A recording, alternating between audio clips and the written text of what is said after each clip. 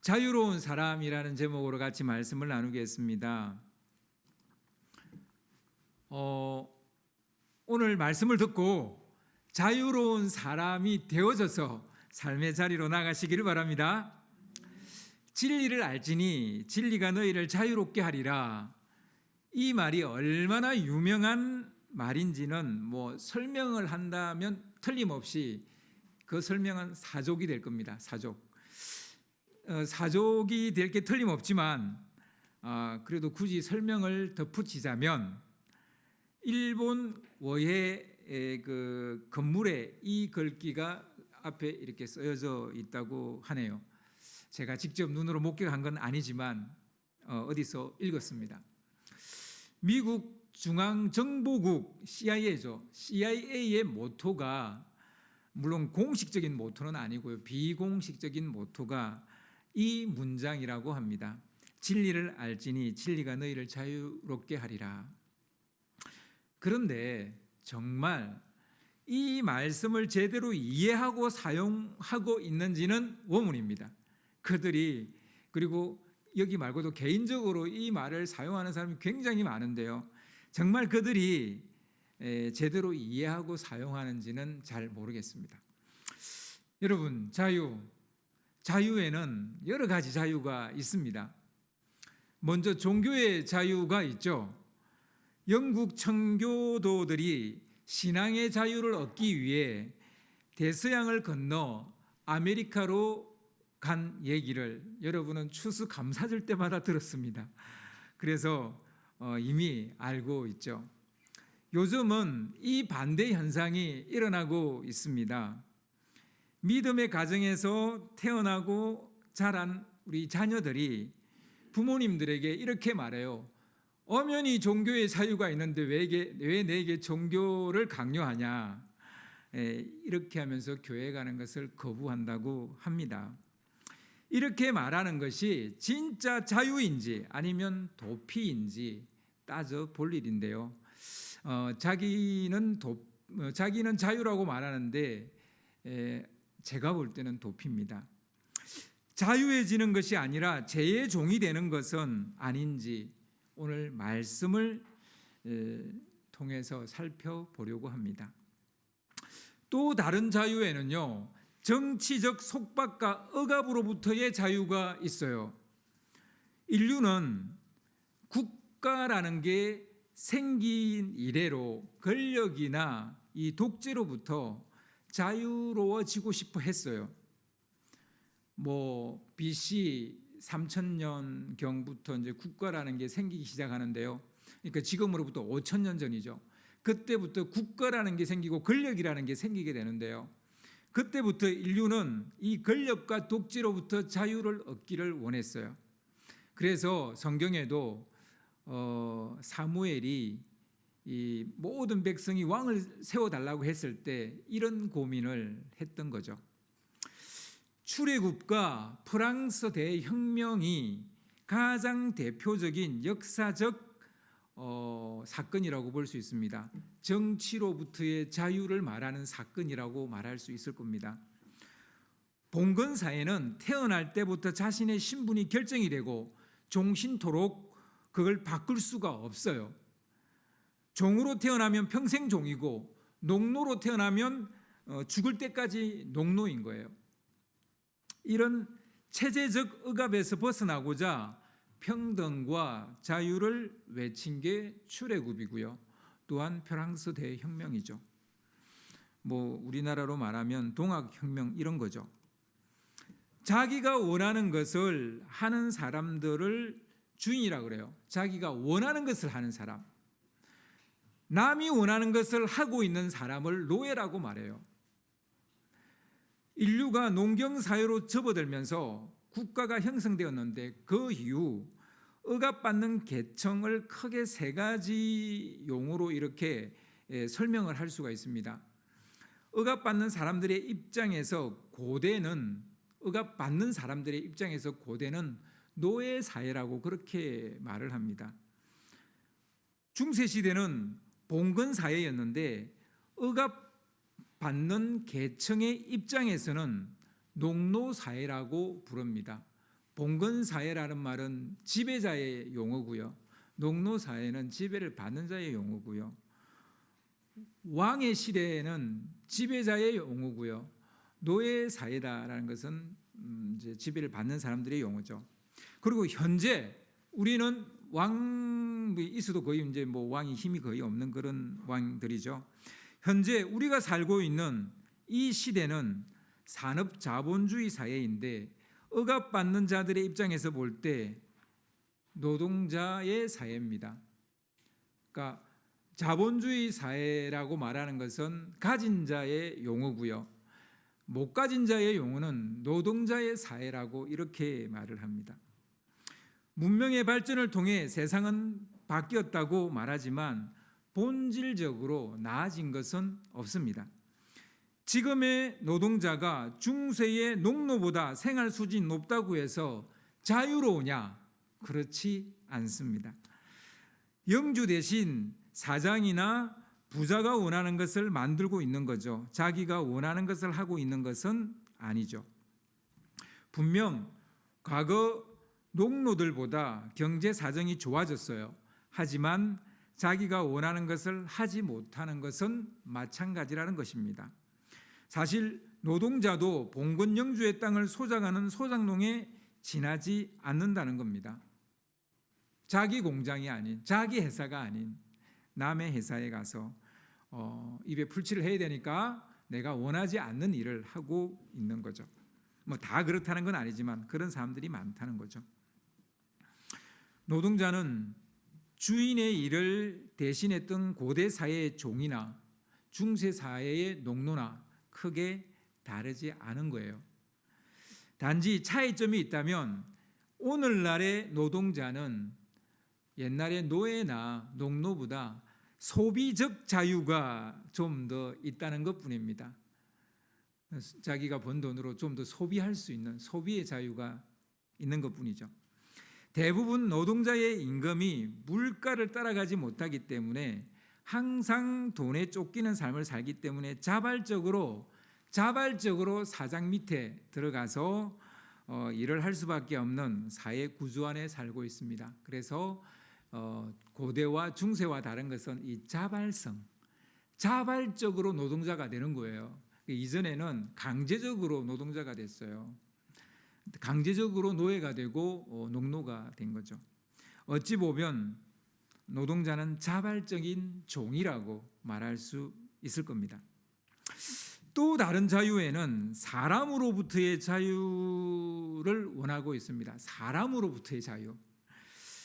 사르트르가 프랑스의 철학자 사르트르가 그의 책 존재와 무에서 만일 내가 타인에게 사랑받아야 한다면 누구로부터 사랑을 받아야 한다면 나는 사랑받는 상대로서 자유롭게 선택되어져야만 한다라는 말을 했어요. 그러니까 자율적이고 자발적인 사랑이 아니라면 그것은 강요된 사랑이다 이런 거죠. 그래서 겁탈일 수 있고 강간일 수 있는 거죠. 그 사랑은 강요된 사랑인 거죠. 강요된 사랑은 사랑이 아니라는 거예요. 동화책은 공주를 매우 행복한 존재로 그리고 있는데요. 실은 대부분의 공주는 정략 결혼을 했습니다. 사랑 없는 결혼을 하는 거죠. 고려 시대나 조선 시대도 중국에 우리의 공주들을 보내야 되는 그런 시절들이 있었고, 물론 우리 그냥 일반 귀족의 자녀들을 보내기도 했지만 그런 시대가 분명히 있었죠. 자기가 원하는 사람과 결혼한 것이 아니에요. 고종의 너뚱이 딸 덕혜옹주라 그러죠. 이 덕혜옹주가 나라가 망하니까 쓰시마 섬의 도주였던 그 도주의 후손인 다케유키와 강제로 결혼합니다. 그 도주도 아니고 그 후손 매우 불행한 결혼을 했고 또 불행한 인생을 살다가 갔습니다. 그게 이제 소설로 덕혜옹주라고 나왔죠. 유럽에서 정략 결혼하면 우리는 루이 16세의 왕비가 된 마리 앙뚜아네트를 우리가 생각하지 않을 수 없죠. 사랑과 자유가 같이 가는 거예요. 자유가 없는 사랑은 사랑이 아니에요. 자유가 있어야 그 사랑이 진정한 또 사랑이 될 수 있어요.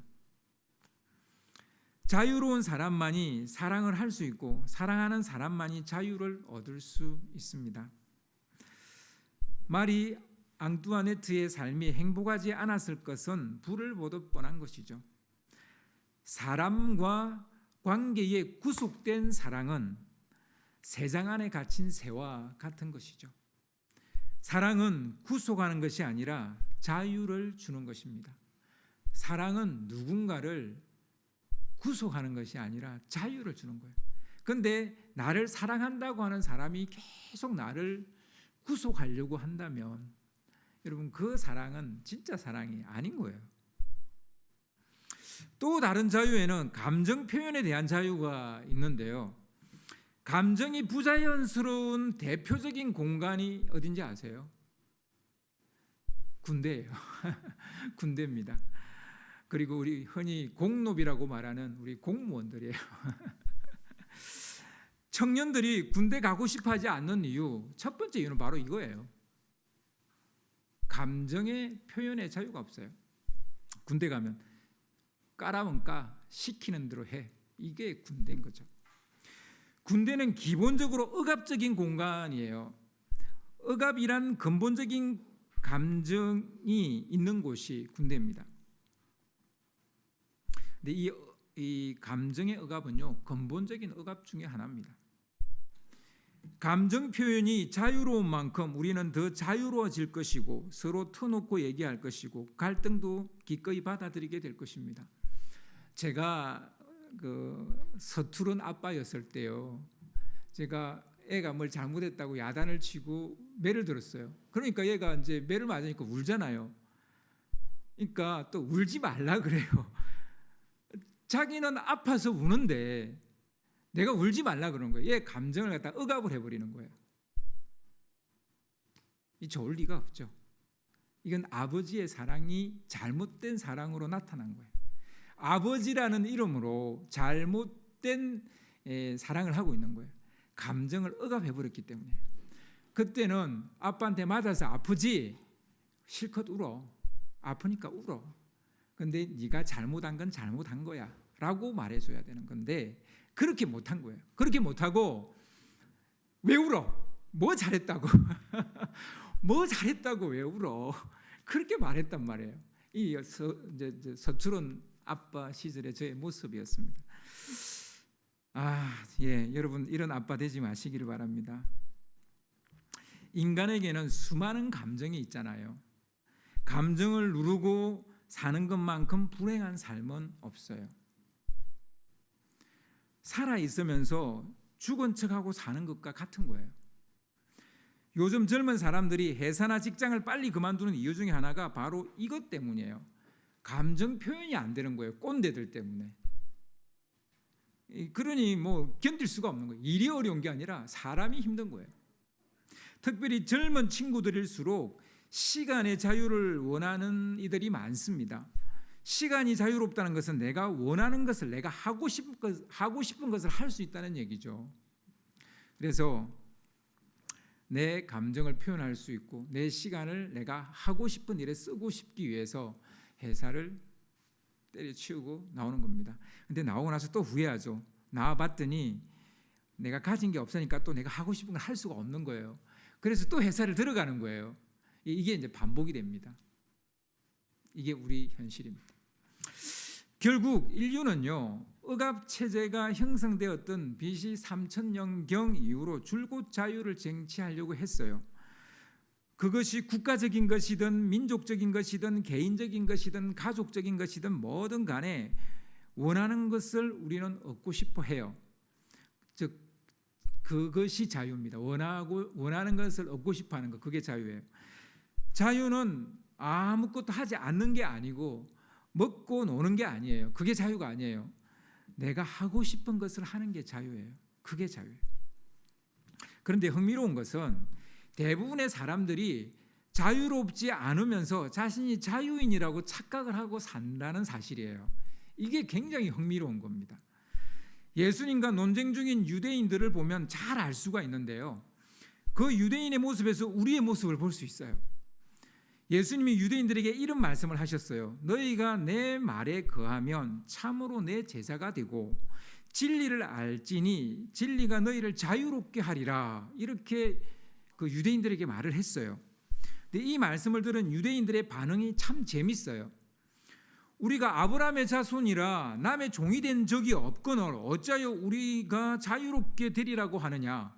우린 이미 자유인인데 왜 나보고 자유인이 되라 그러느냐. 이렇게 말하는 거예요. 우리는 종이 된 적이 없다는 거예요. 어째서 자유해지라고 그렇게 하느냐면서 막 반박을 하는 거예요. 과연 그렇습니까? 정말 종이 된 적이 없어요? 지금도 종이 아니라고 그들은 말할 수 있어요? 새빨간 거짓말이에요.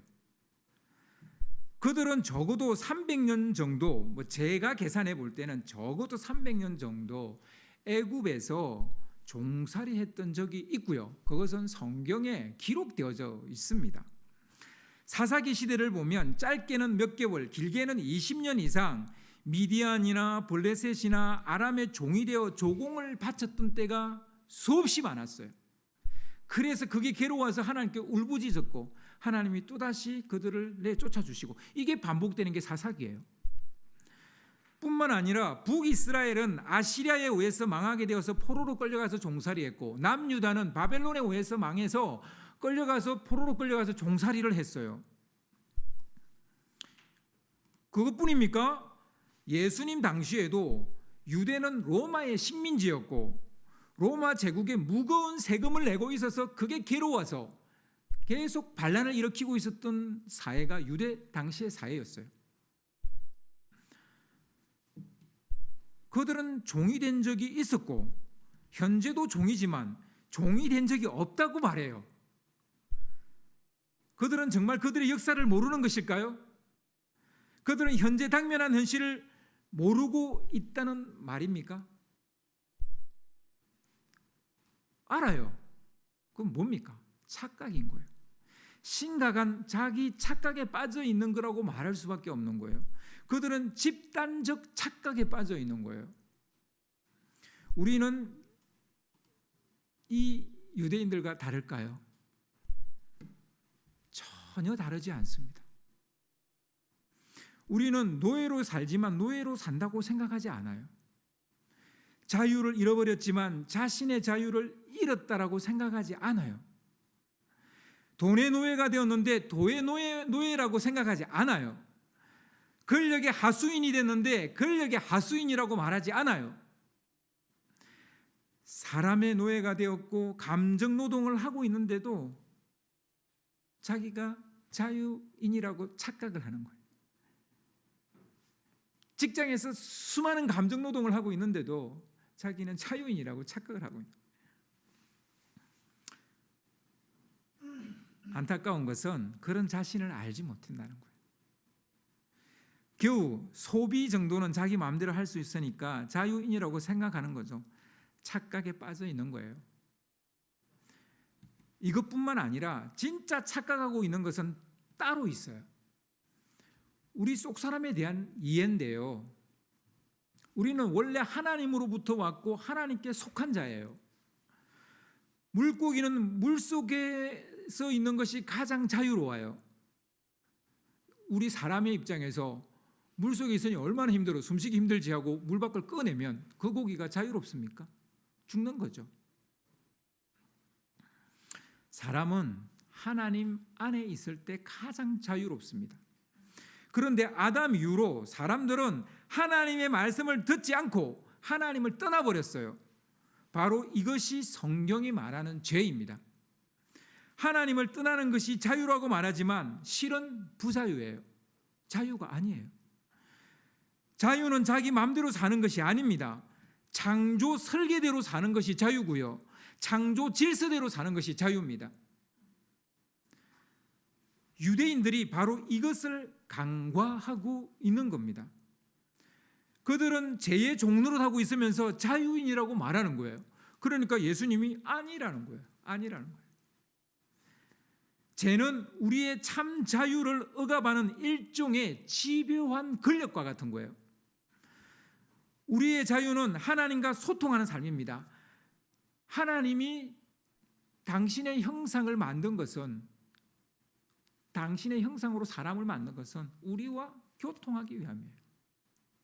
우리와 소통하는 그것이, 하나님과 우리가 소통하는 것이 우리가 창조된 목적이고 설계된 목적이에요. 그래서 이것이 자유예요. 우리에게는.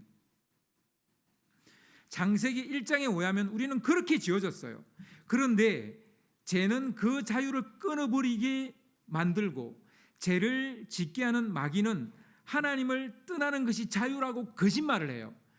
하나님을 떠나, 교회 나가지 마, 그게 너의 자유야, 이렇게 말을 하는 거죠, 마귀는. 그래서 마귀는 거짓말쟁이에요. 그는 근본적으로 거짓말쟁이에요. 마귀는 하나님을 떠나 자기 마음대로 사는 것이 자유라고 말해줍니다, 우리에게. 그러나 물고기가 물을 떠나는 것이 자유일 수 없는 거죠.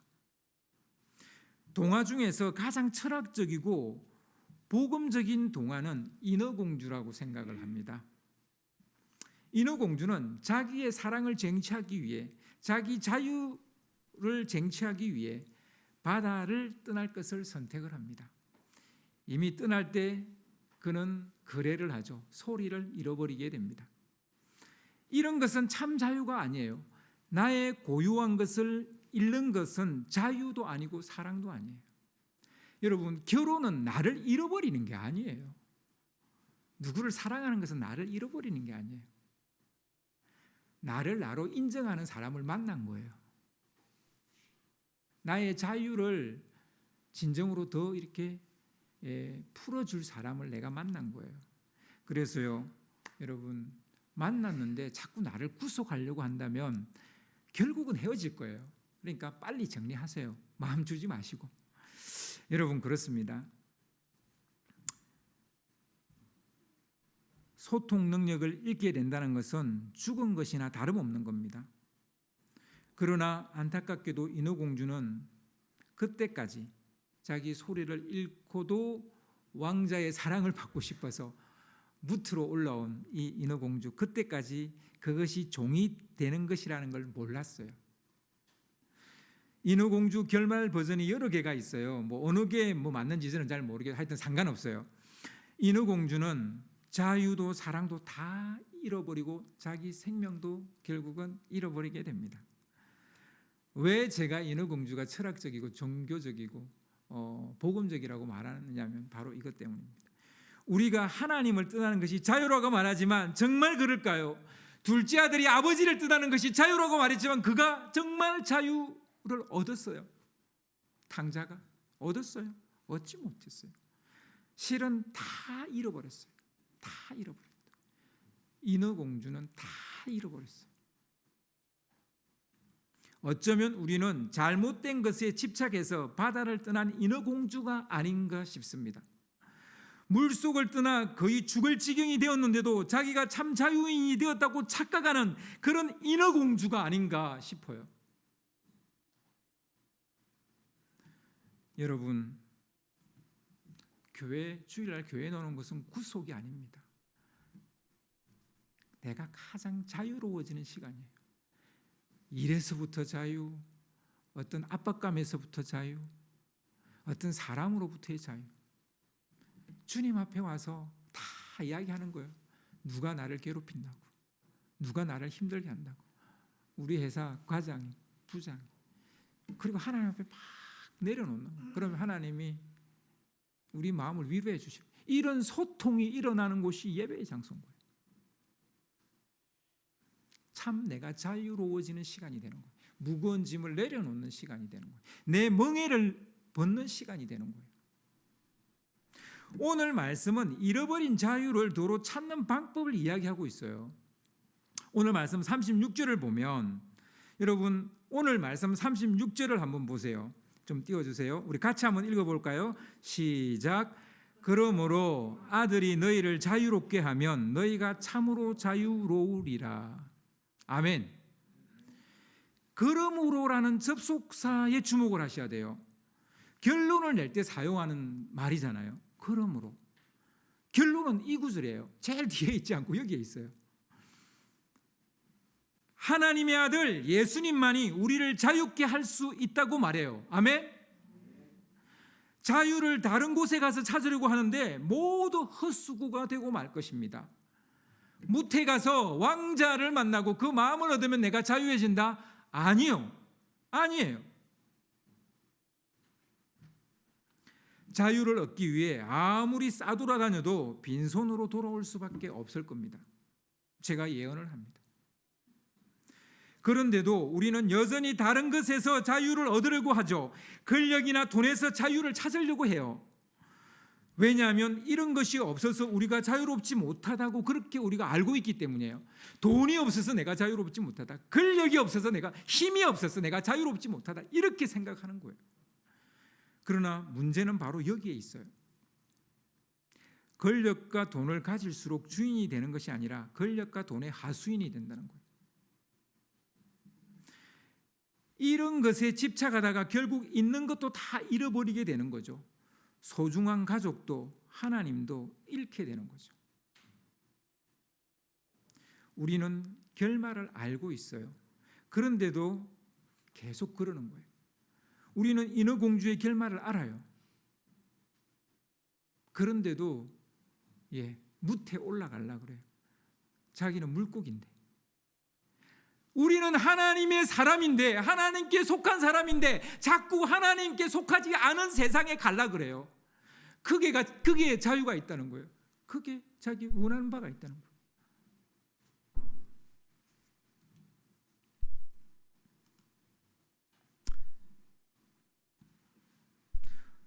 오늘 말씀에 등장하는 유대인들처럼 우리는 종된 적도 없다고 우기는 거예요. 자유인이라고 우기는 거예요. 죄를 짓고 있으면서 죄를 지은 줄 몰라요. 그러니 죄의 종로로 단다는 것도 인정하지 않는 거죠. 이런 심각한 착각에 빠져 있다 보니 그들은 예수님과 그들의 말씀을 듣지도 받아들이지도 않는 거예요.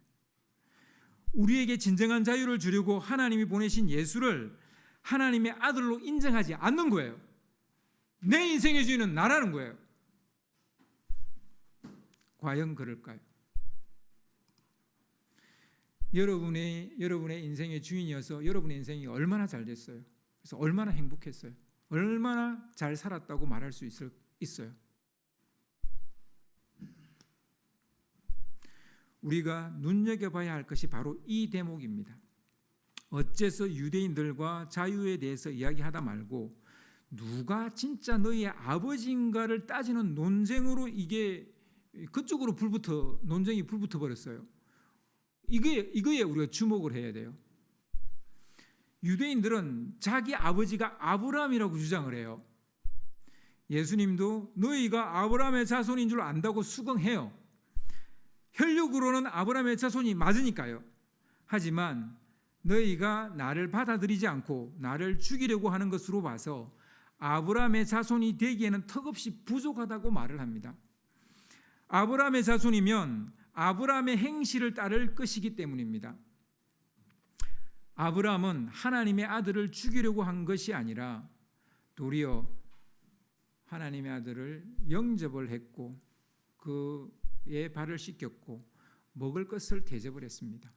그래서 구약의 세 사람이 상수리 나무 아래에 있는 아브라함을 찾아오죠.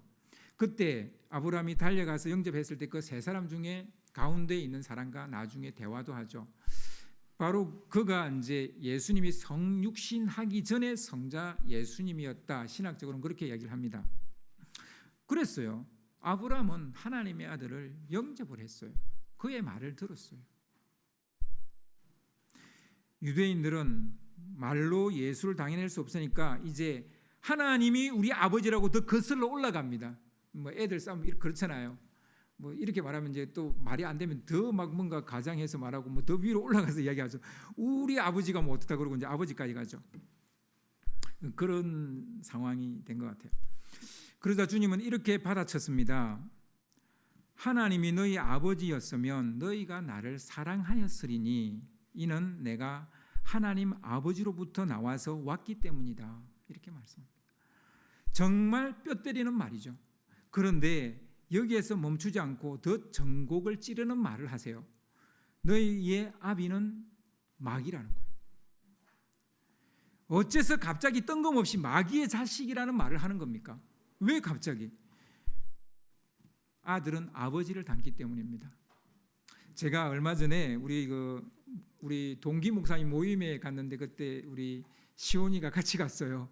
네, 동기들이 다 그런 우리 시온이 처음 봤거든요. 똑같이 걷는다고. 뒤에서 보니까 저하고 똑같대요.